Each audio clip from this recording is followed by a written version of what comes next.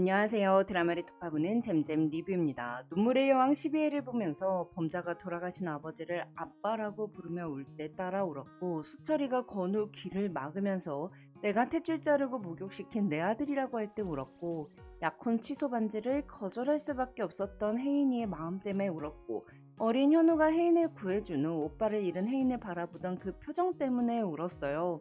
저처럼 사당 콤보로 울고 있으면 댓글 좀 남겨주세요. 저만 이렇게 유난 떠는 건 아니겠죠?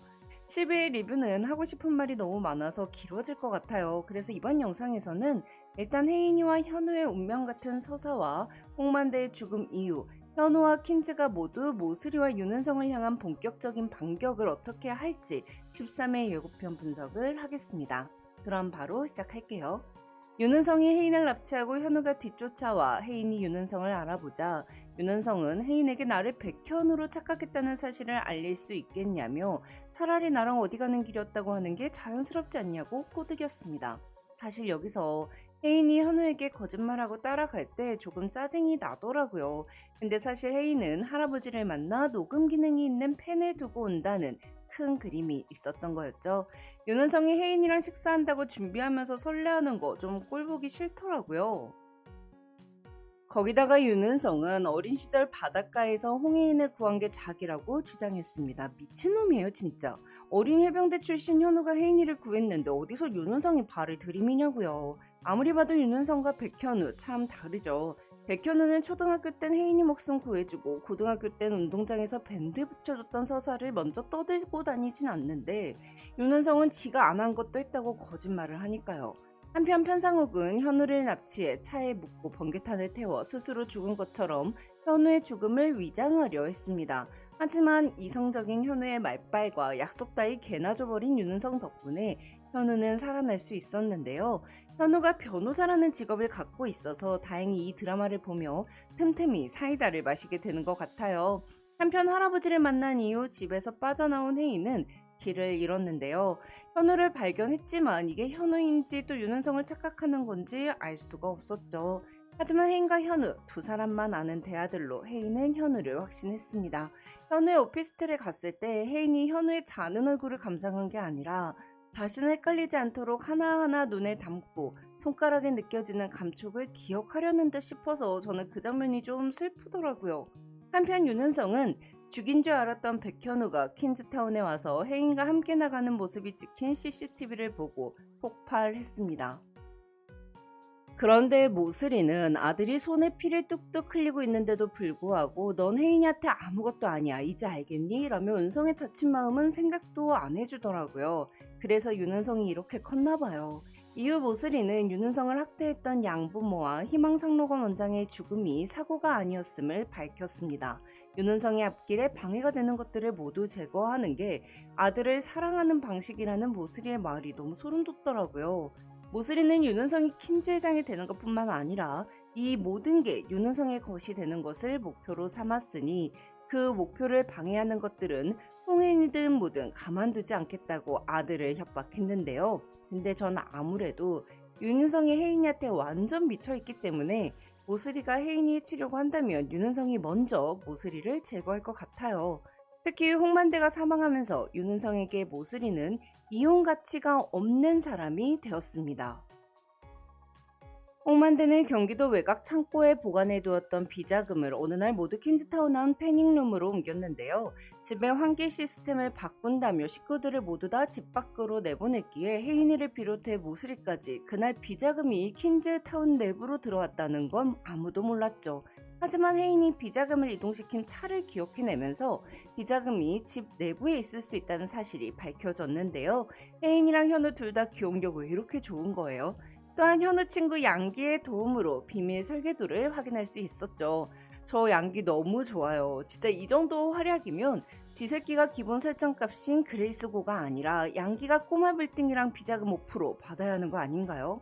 한편 홍만대는 가끔 의식이 돌아왔으나 그 잠깐의 시간으로는 아무것도 할 수 있는 게 없었고 도움을 요청할 사람도 없었기에 자신의 과거 잘못이 만들어낸 지옥에 갇혀 살 수밖에 없었습니다.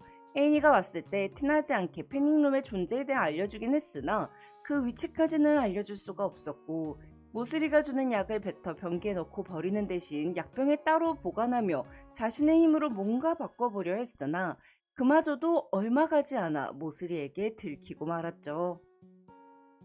홍만대는 결국 이 모든 걸 다 해결하기 위해서는 자신이 죽는 방법밖에 없다는 걸 깨달았고 기꺼이 웃으며 그 선택을 했습니다. 계단 앞에서 웃는 홍만대의 표정이 뭐랄까, 내 결말은 이렇지만 결국 이건 내가 이긴 게임이야, 이런 느낌이더라고요. 죽기 전 홍만대는 혜인이 남기고 간 녹음이 되는 펜에 혜인이와 가족들에게 메시지를 남겼는데요. 처음에는 홍만대가 녹음기에 패닉룸에 들어가는 방법이나 비밀번호 이런 걸 남겼을 거라고 생각했어요. 하지만 모슬이가 자신을 감시하고 있다는 걸 알기에 녹음기에 그런 중요 정보를 남기진 않았을 것 같더라고요. 그리고 패닉룸은 들어가는 방법만 알면 비밀번호는 필요 없을 수도 있고요. 13회 예고를 보니 그 녹음은 혜인아 고맙다로 시작하더라고요. 아마 그 집에 갇혀 아무 말도 못 전하고 죽을 뻔했는데 마지막으로 가족들에게 사과를 할 수 있게 해줘서 혜인이에게 고맙다고 한 것 같아요. 홍만대는 모슬이의 계략 때문에 사이가 틀어졌던 큰아들에게 사과하고 모슬이를 감싸려다가 범자를 때리고 내쳤던 것에 대해 사과를 했을 것 같아요. 또한 수철이에게 경영 능력이 부족하다며 오직에 대한 것도 사과를 할 테고요. 이 정도면 사과의 아이콘이겠죠?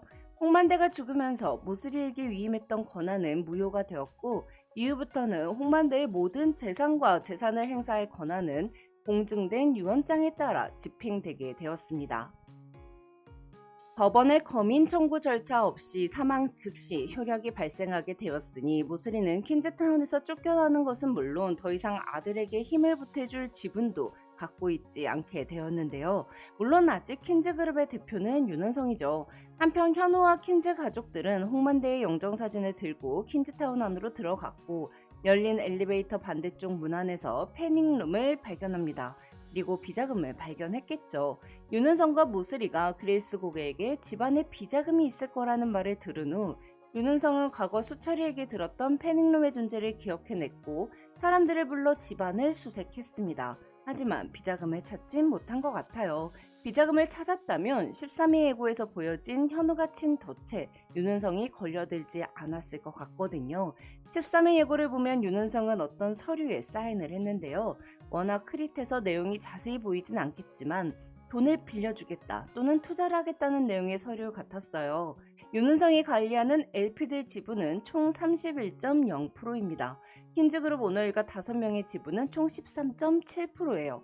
홍만대는 21.0%를 갖고 있었는데 만약 홍만대가 유언장에 자신의 지분을 가족들에게 전부 상속하겠다고 적었다면 킨즈그룹 오너일가가 갖게 되는 지분은 총 34.7%로 윤은성이 관리하는 LP들 지분 총 31.7%보다 더 커지게 됩니다. 그럼 윤은성은 마음이 급해지겠죠. 또한 윤은성은 비자금을 찾지 못하면 궁지에 몰리게 되어 있어요. LP는 쉽게 말하면 돈을 대주는 사람이고 GP는 LP에게 받은 돈을 굴리는 회사잖아요. LP가 펀드의 자금을 출자하여 GP에게 운용을 맡기면 GP는 출자금으로 투자 대상 기업의 지분 증권을 매입하여 경영권을 인수하거나 참여하는 등의 방식으로 투자를 실행하고 이후 투자 자산을 매각하여 투자금을 회수하면 미리 정한 바에 따라 GP와 LP가 나누게 되는데요.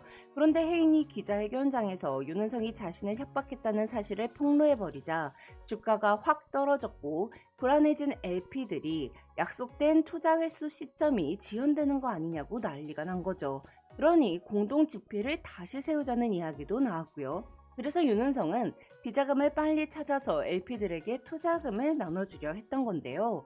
근데 윤은성이 비자금을 찾지 못했다면 이젠 돈이 급해질 수밖에 없죠. 사람은 급하면 사고를 치고 실수를 하게 되어 있어요.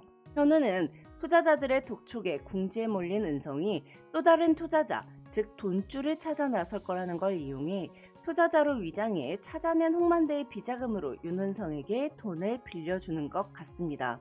13회 예고를 보면 코난의 사무실에 현우와 혜인, 양기 이외에도 정체를 잘 모르겠는 남자가 한 명 있었는데요.